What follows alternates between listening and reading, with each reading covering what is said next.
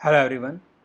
आज के इस एपिसोड के अंदर मैं आपको बताने वाला हूं कि जब भी आपने अपना पैसा किसी कंपनी में इन्वेस्ट करना है तो आपको उस कंपनी के बारे में क्या-क्या इन्फॉर्मेशन कलेक्ट करना ज़रूरी है। तो आइए शुरू करते हैं हमारे इस एपिसोड को। सबसे पहले तो अगर आप किसी कंपनी के शेयर को परचेज़ करना चाहते हैं तो पहले ये ध्यान दीजिए कि वो कंपनी किस तरह का प्रोडक्ट प्रोड्यूस कर रही है। आज के इस वीडियो के अंदर मैंने एग्जांपल लिया है फिलिप्स कार्बन का। फिलिप्स कार्बन जो है ये कार्बन ब्लैक नाम का एक ऐसा रॉ मटेरियल प्रोड्यूस करती है जो कि टायर्स की मैन्युफैक्चरिंग में काफ़ी यूज़फुल है। सिमिलरली अगर आप भी किसी कंपनी के शेयर को चूज़ कर चुके हैं इन्वेस्टमेंट के लिए तो पहले तो ये पता लगाइए कि वो कंपनी किस तरह का प्रोडक्ट प्रोड्यूस कर रही है और कैसी उसकी डिमांड है, क्योंकि उस कंपनी के प्रॉफिट्स काफ़ी हद तक इसी बात पे डिपेंड करते हैं कि उसका प्रोडक्ट किस टाइप का है और क्या कस्टमर्स उसके प्रोडक्ट को पसंद करते हैं या फिर पसंद नहीं करते हैं। इसके अलावा आपको देखना है कि मार्केट में उसका प्राइस क्या चल रहा है। जैसा आप यहाँ पे देख रहे हैं फिलिप्स कार्बन का प्राइस 108 रुपीज़ 45 पैसे चल रहा है बीएसई में और 108 रुपीज़ 50 पैसे चल रहा है एनएसई में। दोनों एक्सचेंज में थोड़ा बहुत डिफरेंस आपको देखने को मिल सकता है, लेकिन जब आपको शेयर को परचेज़ करना है तो आपको सबसे पहले ये देखना होगा कि उस पर्टिकुलर कंपनी के शेयर का 52 वीक लो और हाई क्या है। 52 वीक लो और हाई से मतलब ये है कि पिछले एक साल के अंदर उसका लोएस्ट प्राइस कितना रहा है और हाईएस्ट प्राइस कितना रहा है। शेयर मार्केट का सिंपल सा रूल है, हिस्ट्री रिपीट्स इटसेल्फ, मतलब कि जो पास्ट में हुआ है वो फ्यूचर में भी आपको देखने को मिलेगा। तो जब भी आपने किसी कंपनी के शेयर को परचेज़ करना है तो कोशिश ये करनी है कि आप उसको उस वक्त परचेज़ करें जब उसका मार्केट प्राइस 52 वीक लो के नज़दीक हो। 52 वीक लो जो होता है हम इसको एंट्री पॉइंट या फिर सपोर्ट लेवल के नाम से भी बुलाते हैं।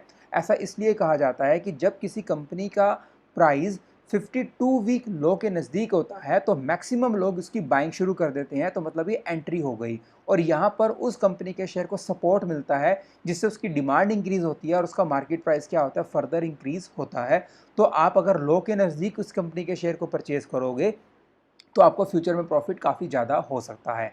सिमिलरली अगर कंपनी के शेयर का प्राइस 52 वीक हाई के नज़दीक चल रहा है तो ये एग्जिट पॉइंट है, रेजिस्टेंस लेवल है। मतलब अगर आपके पास किसी कंपनी के शेयर्स ऑलरेडी हैं और उसका मार्केट प्राइस 52 वीक हाई के नज़दीक चला गया है तो बेटर ये है कि आप उसको सेल कर दीजिए, मार्केट से एग्जिट कर जाइए, क्योंकि यहाँ पे मैक्सिमम लोग अपना प्रॉफिट बुक करेंगे, मतलब रजिस्ट करेंगे इसकी बाइंग को और इसका फर्दर प्राइस क्या होगा, डाउन जाने की पॉसिबिलिटी काफ़ी हाई रहने वाली है।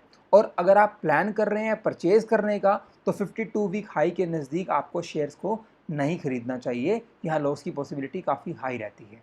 इसके अलावा आपको देखना चाहिए कि उसका रिस्क लेवल क्या है।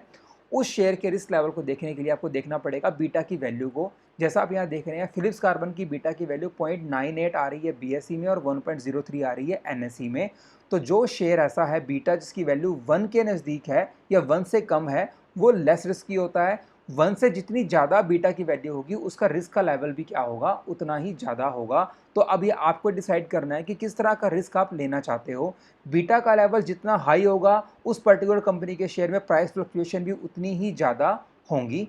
तो बीटा को दिमाग में रखते हुए ही आप अपने पैसे को उस पर्टिकुलर कंपनी में इन्वेस्ट कीजिए।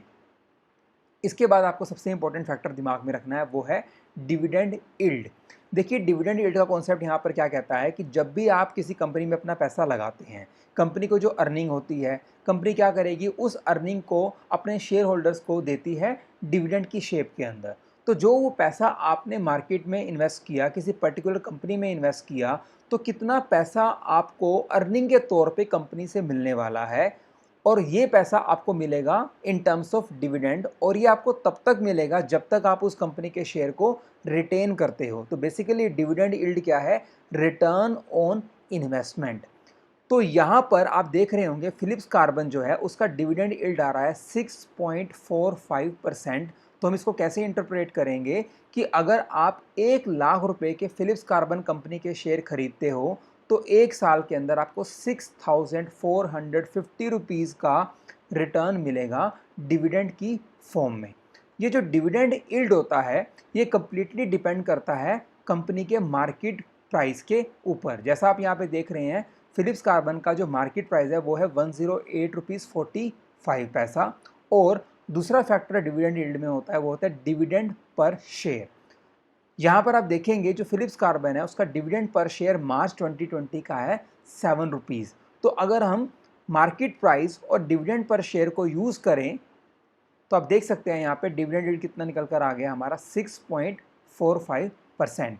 लेकिन डिविडेंड यील्ड और मार्केट प्राइस दोनों में नेगेटिव रिलेशन होता है। नेगेटिव रिलेशन से मेरा मतलब ये है कि मार्केट प्राइस अगर कम होगा तो डिविडेंड यील्ड इंक्रीज करेगा, और अगर मार्केट प्राइस बढ़ जाएगा तो डिविडेंड यील्ड क्या हो जाएगा, डिक्रीज हो जाएगा। एग्जाम्पल के तौर पे देखिए, मैंने यहाँ पे एज्यूम किया कि फिलिप्स कार्बन का मार्केट प्राइस 80 रुपीज़ हो गया, लेकिन डिविडेंड कितना है 7 रुपीज़। आप देख रहे हैं डिविडेंड यील्ड कितना आ गया 8.75%। इसका बेसिक लॉजिक यहाँ पर क्या है कि अगर मैं पहले वाले केस की बात करूं कि मान लीजिए मार्केट प्राइस है 108 रुपीज़ 45 पैसा और आपको डिविडेंड कितना मिल रहा है 7 रुपीज़। अगर मार्केट में उस शेयर का प्राइस हो गया 80 rupees, still you are getting 7 rupees dividend. तो दोनों केसेस में डिफरेंस क्या है कि जो हमारे पास जो सेकंड केस है जहां पर 80 रुपीज़ का प्राइस है, यहां पर आप पैसे तो कम इन्वेस्ट कर रहे हो लेकिन आपको डिविडेंड कितना मिल रहा है 7 रुपीज़। पहले वाले केस में क्या था, आप इन्वेस्ट तो कर रहे थे 108 रुपीज़ 45 पैसा, but still you are getting 7 rupees dividend. तो आपको बेनिफिट कहाँ हो रहा है सेकंड केस में, क्योंकि आप कम इन्वेस्टमेंट में ज़्यादा इनकम अर्न कर रहे हो। इसीलिए आप देखेंगे यहाँ पर डिविडेंड यील्ड क्या हो गया, आपका इंक्रीज हो गया। सिमिलरली मान लीजिए मार्केट के अंदर शेयर का प्राइस 150 रुपीज़ हो गया। अब यहाँ पर क्या हो रहा है, आप पे तो कर रहे हो ज़्यादा लेकिन आपको डिविडेंड फिर भी कितना मिल रहा है 7 रुपीज़। तो आपकी रिटर्न भी क्या होगी, कम होगी, मतलब आपका डिविडेंड यील्ड कितना हो गया 4.67। तो मार्केट और डिविडेंड यील्ड में हमेशा नेगेटिव रिलेशनशिप रहता है।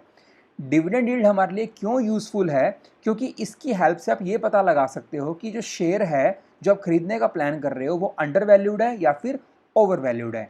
आपको उस कंपनी के शेयर को तभी खरीदना है जब वो अंडर वैल्यूड हो। अगर ओवर वैल्यूड सिचुएशन है तो आपको शेयर में अपनी इन्वेस्टमेंट को अवॉइड करना है या फिर पोस्टपोन करना है। अब आप कैसे पता लगाएंगे डिविडेंड यील्ड की हेल्प से कि वो अंडर वैल्यूड है या फिर ओवर वैल्यूड है? तो आपको करना क्या है, जिस भी कंपनी में अपना पैसा इन्वेस्ट करने का प्लान कर रहे हो, आप उसके पिछले 5 सालों का डिविडेंड यील्ड का एवरेज निकाल लीजिए और करंट डिविडेंड यील्ड से उसको कंपेयर कर लीजिए। अगर करंट डिविडेंड यील्ड पिछले 5 सालों की एवरेज से ज़्यादा निकल कर आ रही है तो मतलब वो अंडर वैल्यूड शेयर है और आपको अपनी इन्वेस्टमेंट जरूर उस कंपनी में करनी चाहिए। सिमिलरली अगर पिछले 5 सालों का एवरेज करंट डिविडेंड यील्ड जो है उससे ज़्यादा है तो उस केस में क्या होगा, वो शेयर ओवर वैल्यूड होगा और आपको उस तरह के शेयर में अपनी इन्वेस्टमेंट को अवॉइड करना चाहिए। तो डिविडेंड यील्ड की हेल्प से आप ये पता लगा सकते हैं कि वो शेयर अंडर वैल्यूड है या फिर क्या है, ओवर वैल्यूड है। इसके अलावा आपको देखना चाहिए कि जिस कंपनी में आप अपना पैसा इन्वेस्ट कर रहे हो वहाँ पे प्रोमोटर्स ने खुद ने कितना अपना पैसा इन्वेस्ट किया हुआ है। प्रोमोटर्स वो लोग होते हैं जो कंपनी को स्टार्ट करते हैं। अगर प्रोमोटर्स खुद ही उस कंपनी में अपना पैसा इन्वेस्ट नहीं करेंगे, मतलब उनको अगर खुद को ही ट्रस्ट नहीं है कंपनी के ऊपर, तो बाहर वाले क्या ट्रस्ट करेंगे? तो आपको प्रोमोटर्स का शेयर जरूर चेक करना चाहिए। जैसा आप यहाँ पे देख रहे हैं फिलिप्स कार्बन के अंदर प्रोमोटर्स का शेयर है 53.56%, विच इज़ वेरी गुड। ये कम से कम 30% तो होना ही चाहिए, जितना ज़्यादा होगा उतना बेहतर होगा। तो जहाँ पर प्रमोटर्स का कंट्रीब्यूशन ज़्यादा होता है वहाँ पर आपको भी अपना पैसा इन्वेस्ट करना चाहिए विदाउट एनी हेजिटेशन। लेकिन प्रमोटर्स के शेयर के साथ आपको ये भी देखना चाहिए कि वो प्लेज तो नहीं है। प्लेज का मतलब ये है कि प्रमोटर्स ने कहीं अपने शेयर्स को किसी बैंक के पास गिरवी तो नहीं रखा हुआ लोन लेने के लिए, क्योंकि अगर कोई प्रमोटर अपने शेयर्स को गिरवी रख रहा है लोन के लिए, इसका मतलब ये है कि वो company equity share, preference share या डिवेंचर के थ्रू अपना पैसा मार्केट से रेज नहीं कर पा रही। तो ये तो बिल्कुल लास्ट ऑप्शन है कंपनी के पास, विच इज़ वेरी रिस्की। तो प्लेज नहीं होने चाहिए। जैसे आप देख रहे हैं फिलिप्स कार्बन में ज़ीरो है, मतलब कि प्रमोटर्स ने अपने शेयर्स को बैंक के पास या किसी और एनबीएफसी के पास गिरवी नहीं रखा हुआ, which is a very positive signal. मैं आपको इस पर्टिकुलर केस को एक और कंपनी के एग्जांपल से दिखाता हूँ।